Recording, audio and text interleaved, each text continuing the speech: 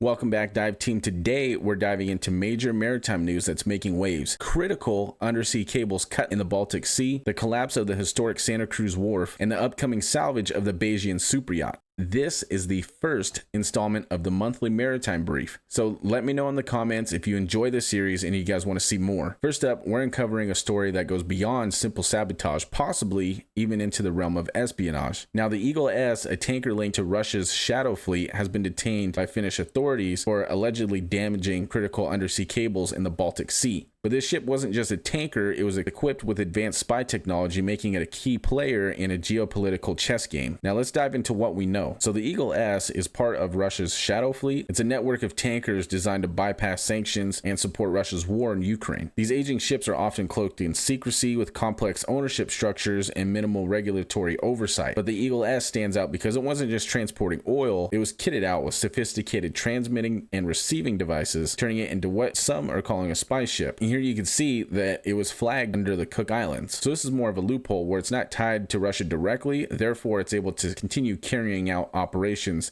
and that's why they call it part of the shadow fleet. Now, just on Christmas Day, the Eagle S allegedly dragged its anchor across the seabed, severing the S-Link 2 electricity cable and damaging 3 additional data cables. These cables are critical for connectivity between NATO allies Finland and Estonia. Finnish police are investigating whether this act was deliberate sabotage, especially in the light of similar incidents in the region. Just last month, it's suspected that the Chinese vessel Yiping 3 did the exact same thing to 2 undersea cables connecting Sweden to Lithuania and Finland to Germany. So here's where things get even more alarming. According to a source with direct knowledge of the vessel, the Eagle S was equipped with transmitting and receiving devices capable of intercepting NATO naval communications. Allegedly, this high-tech equipment consumed so much power that it caused frequent blackouts on board. Now, if we look at the vessel itself, it's obviously neglected and running under the shadow fleet. It's in very rough shape. So blackouts in general for this ship almost don't surprise me. Now, this source also revealed that unauthorized personnel with Russian and Turkish laptops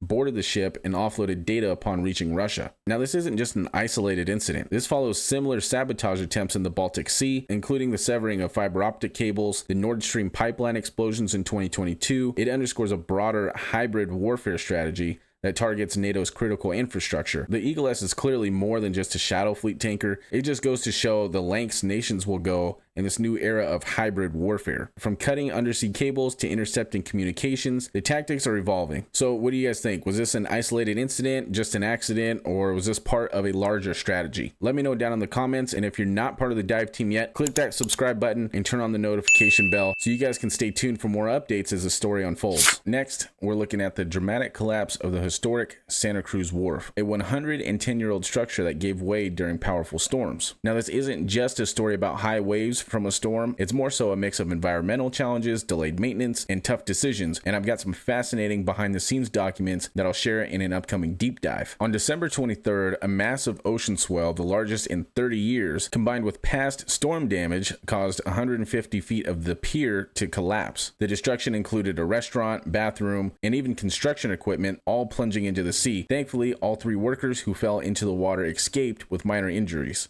Now, the pier's wooden pilings were already weakened by decades of storms, environmental delays due to seabird nesting, and lawsuits over sea line viewing areas. Despite maintenance efforts beginning in September, nature simply didn't wait. This collapse to a historic landmark raises questions about balancing historic preservation with climate and environmental concerns. Now, I have access to detailed reports, inspection data, and much more, which we'll explore in an upcoming deep dive. As you guys know, I'm a commercial diver and performed many underwater inspections and piling inspections on structures just like this. So this is right in our wheelhouse. So if you're curious about hearing a full story and deep dive in a way that won't be covered anywhere else on the internet, be sure to subscribe for more updates and turn on your notifications. Finally, let's discuss the latest developments surrounding the Bayesian superyacht, which tragically sank off Sicily earlier this year. Salvage operations are set to begin in January 2025, with multiple plans under review by authorities to balance environmental concerns, legal responsibilities, and technical challenges. Now, the salvage process itself is going to be pretty complex. Proposals ranging from crane systems to buoyancy methods, but all of the plans emphasize preserving the yacht's structural integrity for the ongoing criminal investigation. Now, the salvage teams also have to consider the remaining 18,000 liters of fuel on board and how they're going to minimize those environmental risks when they're lifting the vessel. As I mentioned in a previous video, they can't hot tap and drill the fuel tanks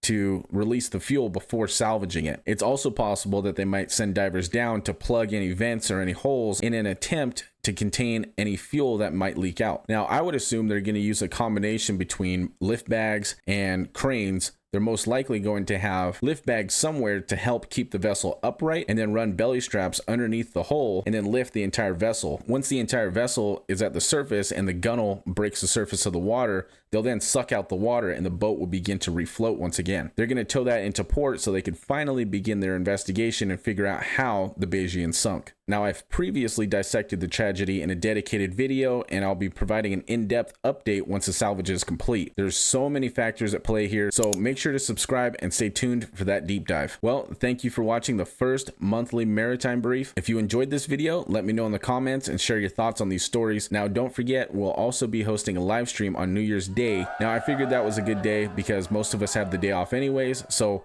please stop by and ring in the new year with the dive team. See you guys there. Dive safe.